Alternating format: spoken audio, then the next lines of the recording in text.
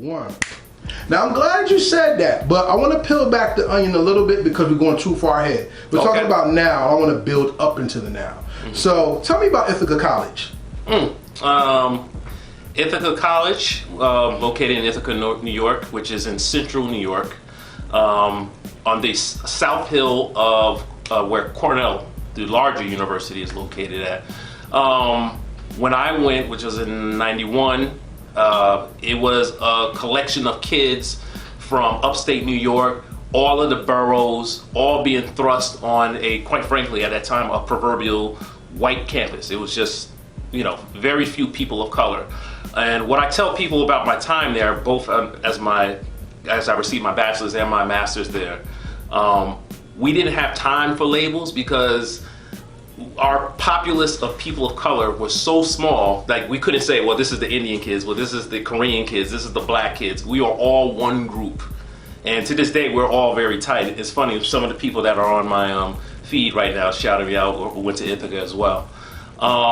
It was a time where I was finding myself. I was able to destroy high school Dan and build up a brand new me. Exactly. Yeah. And that's where I'm going to. Okay. Because usually in a man's life, yes, you don't become a man until you're in college. See, in the ages range and what we learn in education, your life goes in fives. 0 to 5, you know, 5 to 10, you're more experienced, 5, stuff like that. Right. I don't want to go through all of it. And when we go through high school, that's peer pressure. Yes. That's where do I fit in? Where do I fit in? Where do I fit in? Right. But high school peer pressure turns into college identity. Yes. So that's when everybody usually having their orgies and stuff. Because now they're free. Right. I'm putting our hand fingers up, y'all. You're free. And in that freedom of expression, that's where most people find their pain, right, their joy, and their personality. So how did Ithaca College help motivate you to be the Dan that came to create and the Dan that was able to create out of destruction? I have to say it was the community. From day one, as I mentioned, we were such a small populace, we had each other's back. And I'm not just saying that just to say the words, but we supported one another. I always had dreamt of rapping in high school. I didn't start rapping until college and then realized that I was actually pretty good. I didn't start DJing until I got into college and actually became very good at it. And it was only because there was people who were behind me, who supported me. Even when I was stumbling along the way, they gave me opportunities to stumble and be me and be my true self. So I can't say enough about not necessarily the college, which, Ithaca College was great, but it was the community and the population that made and helped build me and shape me into what I am today. That's people. Yes. So once again, like I always say, hip hop is more than music, it's also the people. Yes. And what the people bring. Right. Jewel, you believe in God. Of course. So God is like the DJ of all DJs. Because to be a DJ, you have to have style and technique. Yes. And me, I like to look at the little things and just try to appreciate the little things. Like, how dope is a palm tree? Right. And it's deeper to me that a palm tree and a maple tree do the same thing 2 different ways in different parts of the world, right, to give you the same thing, which is air and fruit. Yes. It's amazing, right? Then you have men and women. Yes. Opposite sides of the same coin. One is strength, physical, and one is strength, emotional. Right. But when they come together, they become God and give life. Right. Very, very fascinating. Yes. Same thing with hip hop. You can be hip hop by yourself, but you don't experience hip hop until you meet somebody. Right. What does that mean to you? Experience hip hop when I meet someone. Again, it's having the ability to collaborate and connect with individuals who are from different backgrounds, who have different experiences, different joys, different pleasures, different defeats, and finding some type of commonality where you all can build and create together. And I'll give an example. So when I first started rapping, it was myself, a young lady by the name of Amelia Paul, who's from my hometown of Albany, and another gentleman who's Caucasian, but he was our DJ. We call him DJ Ghost. Right. And you had the most stark of contrast, 2 upstaters, 1 New Yorker, 2 black, 1 white, a man, a woman, and another man. and all these different ingredients and created this gumbo, and we found a way to create music by coming together and sharing our uniquenesses with one another. And that's dope. Because also when it comes to college, that's when you experiment. Right. What was your experimenting? Was it the hip hop itself, or was it finding out who Dan was? I have to say it was finding out who Dan was, and then the second part, or the 1A of that, was stop being scared. You know, like most of us, we went to urban high schools. You know, you had your cool kids, you had this. So to try something new, you risk being ridiculed, or if you fell on your face, somebody was going to clown you, and that was your whole career at that time. Mm-hmm. But college allowed me to, I'm going to jump off the plane. If the parachute deploys, so be it, And 9 times out of 10, the parachute did deploy, and it allowed me to do that.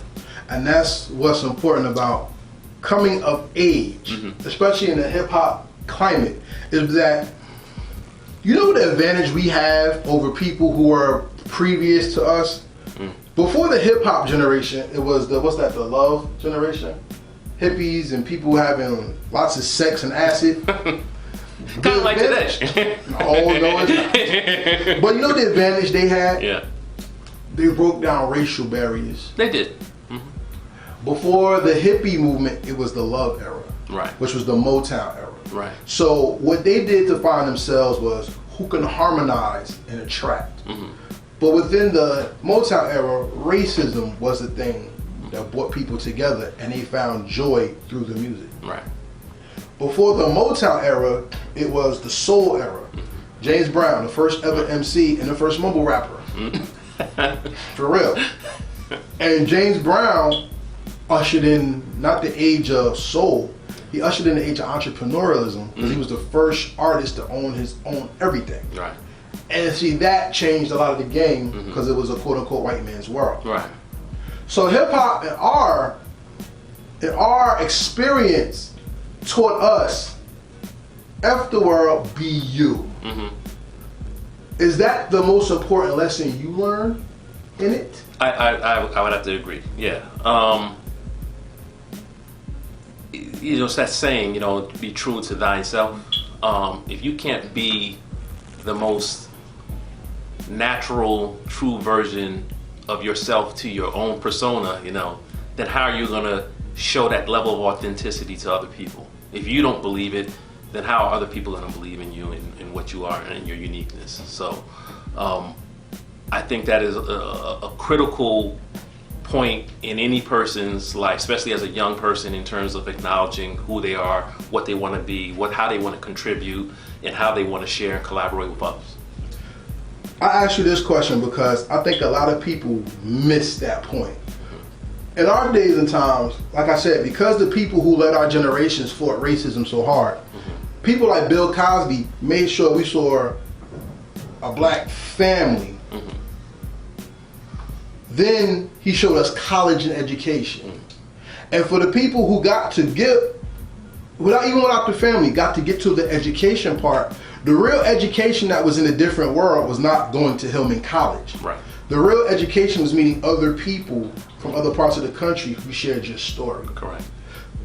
How did that make hip hop come alive to you, to see and feel the pain, hear the stories, or even experience the life of people from other places of the world who shared that same interest in you, what you had?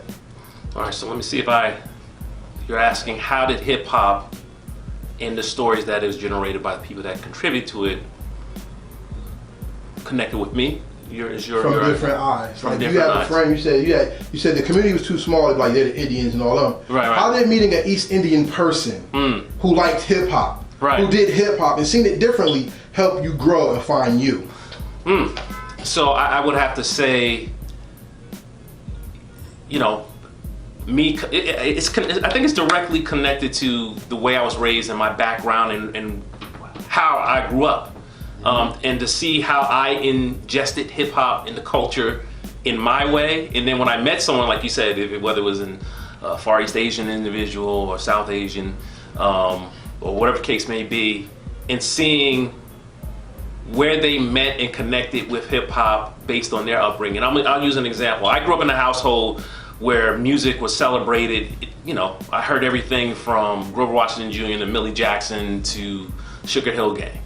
And then I used my wife who is Indian. She grew up in a household where it's predominantly Indian music, but she used to tell me stories that she'd go in her room, she'd turn on the radio, and she's memorizing Dougie Fresh, you know. And one of her favorite songs is Mona Lisa and children's stories. So it was interesting to see, for her, hip hop had to be, you know, something close to the heart, quiet. She really couldn't express it like I could express it growing up. And we kind of met at that love, like, okay, oh, you like Slick Rick? I love Slick Rick too. And she was able to eventually come out, obviously, and express how she felt about hip hop, how she loves the music, what it really meant to her, just as equally as I did and other individuals. So at the bottom line, because somebody asked, what is the next generation saying in hip hop? We'll end this part of the interview like this. I think this generation today sees the residuals of bastardized corporate hip hop and not the culture of hip hop. Because today's hip hop is already technological. Right. So they don't understand how you had to sneak to do hip hop because you were already outcasted. So when your parents said you're going out to do that boop-de-boop shit, today's parents already love it. So it's a little different. But I will then counter by saying, isn't that what we fought for? Yes, we want to promote the culture, but one of the things we wanted to do is to make sure that hip hop was acknowledged globally. We wanted the next generation to have the careers where they're making $50,000, $75,000 a show, or they owning their masters, or having the ability to create and put this mosh of different sounds and music. That's the one thing I do love about this generation. Like, they're not afraid to experiment. Whether we, you know, some of us old timers don't like it or not, I do like the fact that they love to collaborate. They love to connect and bring different things to the pot to create something that's completely new and different. That's cool. And I don't hate that. Yes. What I hate is that people in today's hip hop don't understand hip hop. Right. They do it because it's cool. They do it because it's an outlet. Right. They don't understand that when people did hip hop before, it was a need. Of course. Because see, today's hip hop, like I said, is technological. Technology is the way to kill God, and technology is the way to kill spirit. For us, we had to find the spirit through doing it. Okay, we don't have after school programs. What are we gonna do? Right. Okay, people are getting killed. How do we party? Right. All right, Yusef Hawkins just got killed. Right. What now? Right. I agree with you, but here's what I don't agree. How many people made a Trayvon Martin song out of the new generation? And why did it take McNeal to have a personal situation for him to talk about that? I hear you. So that's why I think this generation does not understand true hip hop from the core of the culture. They understand it as entertainment in a way to make a living. I think I would counter again by saying it's the artists that we see that are portraying that, because there are quite a few people who they're not going to get the shine like a Lil Yachty or Nicki Minaj, who are doing hip hop based on the things that you're mentioning. Right. And if you do literally a Google search, that's why I always get mad at my generation. Oh, there's no real hip hop. I'm like, well, did you check? Did you go to search this spot? There's a plenty of real hip hop, and if you don't like it, you can listen to the stuff we grew up on. But I think there are artists who are connecting the dots with the ancestors, as I'll call them, that sacrifice and the necessity for hip hop to be a voice for voiceless people. I think what you see, unfortunately, is the marketing of just the dollars and the amassing of wealth in you know, with males, women, and sexuality, and that's what sells, because, you know, hip hop has become super corporate now, and everybody's looking for it to make dollars.